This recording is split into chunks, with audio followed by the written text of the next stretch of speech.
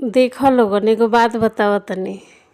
मर्द के बारे में अगर केहू कुछ गलत बोल दे केहुए के घरे केहुए के होखे और अगर मेहरारू का कान में पड़ गइल जे हमरा मर्द के बारे में केहू उल्टा सीधा बोलल ह, केहू गलत बात बोलल ह, तो उ मेहरारू जाके वही बेरा उनकर झोटा का बार ली, उनका डाँड़ में से साड़ी खोल ली, इतना ओकर खून खौली की।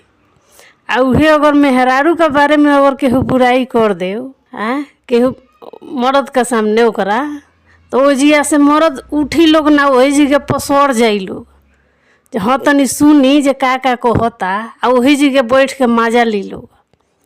तो मर्द मेहरारू के बीच में के इहे बात होला जे मर्द के दिल में कितना प्यार होला मेहरारू खातिर, मेहरारू के दिल में कितना प्यार होला मर्द। मेहरारू के बुराई सुन के मर्द मजा लेवेला लोग, लेकिन मर्द के अगर एगो बात बुराई सुन ले मेहरारू तो उनकर झोंटा का बार ली, मुंह नोच ली जाके। इहे तो होला।